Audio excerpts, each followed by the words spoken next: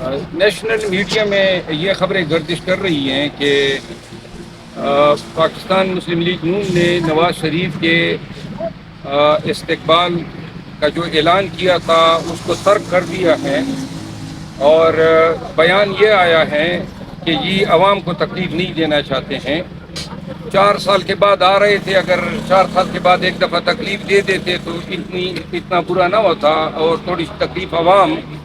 اٹھا لیتے، لیکن تکلیف اس لیے نہیں ہو رہی ہے کہ کوئی تکلیف اٹھا نہیں رہا ہے ان کو ریسیو کرنے کی، کیونکہ خدمت اٹھانی تھی، شرمندگی اٹھانی تھی، تو اس وجہ سے اب وہ کہتے ہیں کہ جی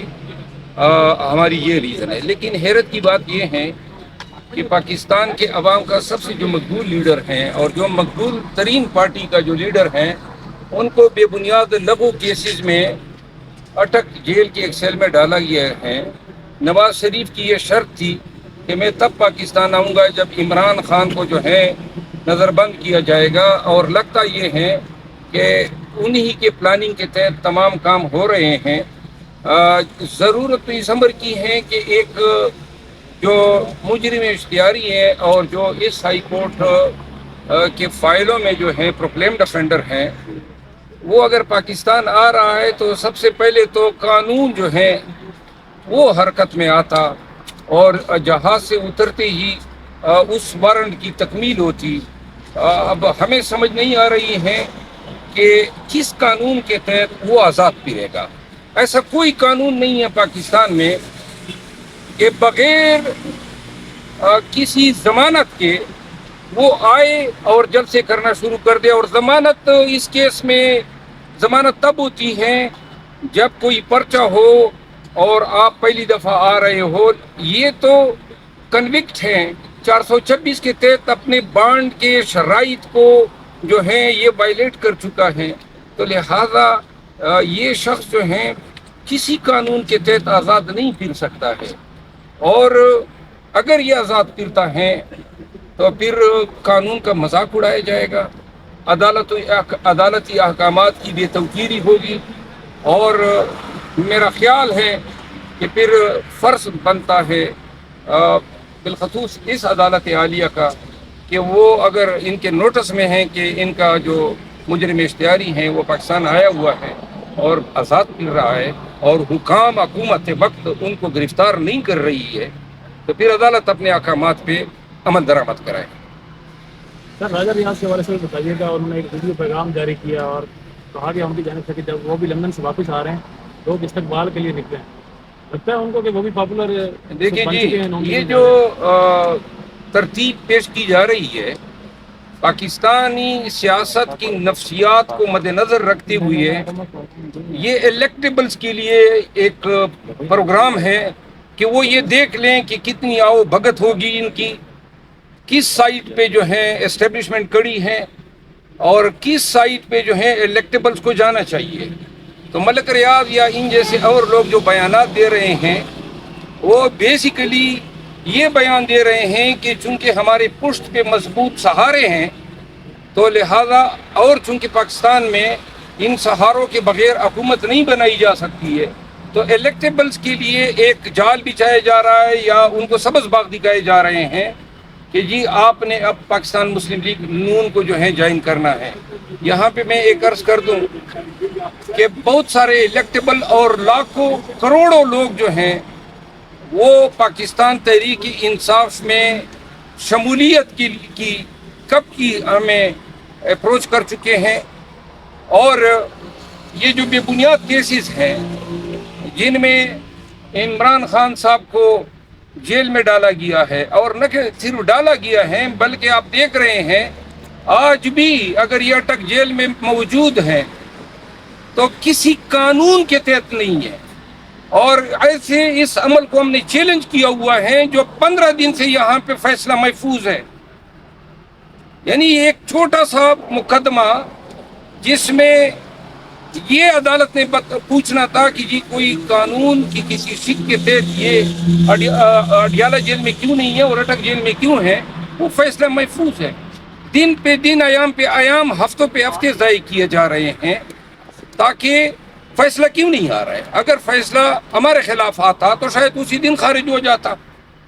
اب اس کی کوئی ترتیب ہی نہیں ہے کہ اس فعل کو جسٹیفائی کس طرح کیا جائے. تو لہذا اس فیصلے کی تاخیر سے پاکستان تحریک انصاف اور عمران خان جو ہیں سفر کر رہے ہیں. یہ فیصلہ جو ہے ہماری استدعا ہے کہ جلد از جلد جو ہے یہ فیصلہ سنایا جائے. شیخ رشید کے حوالے سے بتا دیں، کوئی بھی ادارہ آن نہیں کر رہا کہ کس نے اٹھایا ان کو، کیا لگتا ہے آپ کو؟ دیکھیے عثمان ڈار، صداقت علی عباسی، شیخ رشید، خرم افریدی جو شہریار افریدی کا بھائی ہیں، اور بہت سارے لوگ جو ہیں کیپٹل سٹیز میں، جس طرح اسلام آباد ہے، کراچی ہے، لاہور ہیں، ان سے اغوا ہوتے ہیں. یہاں پہ چوری چکاری کرنے والے جو ہیں پکڑے جاتے ہیں، جو ایک خفیہ پوشیدہ عمل ہوتا ہے. ایک M&A کو لاجئ سے اغوا کیا جاتا ہے، ہر طرف کیمرے لگے ہوئے ہیں، لیکن جب کیمروں کی ضرورت پڑتی ہے تو کیمرے چوری ہو جاتے ہیں. یہ عدالتیں بھی اچھی طرح سمجھ رہی ہیں. آپ کو میں ریمائنڈ کرا دوں کہ جب شہریار افریدی صاحب کے کیس میں نے عدالت ہائی کورٹ سے بابر ستار صاحب کی عدالت سے استدعا کی کہ وہ اپنے بہن اور بھائی کے قبروں پہ حاضری کے لیے اجازت طلب کر رہا ہے تاکہ ایک دن کوارٹ وہ آئے ہیں، تو فاضل جج صاحب کی وہ ریمارکس آپ کو نہیں بھولنے چاہیے. انہوں نے کہا جی پھر اپنے رسک پہ جائے گا، یعنی کہ کوئی گارنٹی نہیں ہے پاکستان میں پاکستان تحریک انصاف سے وابستہ لوگوں کی آزاد کرنے کی. کوئی بھی اٹھا سکتا ہے کسی بھی لمحے. اور یہ لوگ نہ دہشت گرد ہیں، نہ ان کا تعلق TTP سے ہے، نہ کسی بلوچ لبریشن آرمی سے ہے، پاکستان تحریک انصاف سے ان کا تعلق ہے. تو لہذا ہمیں اب ان اداروں سے بھی بری، ان پروسکرائبڈ آرگنائزیشن سے بھی بری ٹریٹمنٹ دی جا رہی ہے. شیخ رشید کئی دفعہ کا وفاقی وزیر رہا ہے، آپ لوگ دیکھ رہے ہیں پرویز الہی صاحب کے ساتھ کیا ہو رہا ہے. یہ عدالتیں سب کچھ دیکھ رہی ہے، پاکستان کے عوام بھی دیکھ رہے ہیں. پاکستان میں اس وقت لا قانونیت ہے، یہ چینا جپٹی، زور زبردستی اور یہ اغوا برائے پریس کانفرنس، یہ عدالتوں کی بھی توہین ہے، قانون کا بھی مذاق اڑایا جا رہا ہے. نواز شریف کے حوالے سے خبریں بتائی جا رہی ہے کہ وہ نیکسٹ وزیر اعظم ہے، تو کیا یہ خبریں حقیقت ہے کہ واقعی وہ وزیر اعظم بن جائے گا، یا مایوسی کے لیے پلائے جا رہے ہیں کہ لوگ ووٹ کے لیے نہ نکلے؟ ہم نے تو یہ پڑھا ہے، دیکھا ہے اور سنا ہے کہ عوام لوگوں کو وزیر اعظم بناتے ہیں ووٹ کے ذریعے سے. اب یہ جو بیانیہ ڈیولپ کیا جا رہا ہے، اس کا مطلب یہ ہے کہ کوئی اور طاقتیں ہیں جو پاکستان میں وزیر اعظم بناتی ہیں، اور اگر ایسی کوئی چیز ہے تو اس کا مطلب یہ ہے کہ وہ شخص جس نے آج سے کچھ سال پہلے ووٹ کو عزت دو کا نعرہ لگایا، وہ خود اب قوم کو یہ بتانا چاہتا ہے کہ ووٹ کوئی چیز نہیں ہے. جنہوں نے آپ کو بنانا ہے وہ آپ کو بنا لیتے ہیں، لیکن عوام پاکستان اس دفعہ تہیہ کر چکے ہیں، اور پاکستان تحریک انصاف کے ورکر تہیہ کر چکے ہیں کہ کسی بھی صورت میں نہ ہم اپنے ووٹ کو IJ کو ہونے دیں گے، نہ ہم ووٹ کی ریگنگ کو ہونے دیں گے. ہم الیکشن کنٹیسٹ کریں گے. یہ تمام لوگ سن لیں، یہ ابھی اگر ہم خاموش ہیں تو صرف مصلحت کے تحت ہیں کہ خان صاحب نے یہ حکم کیا تھا،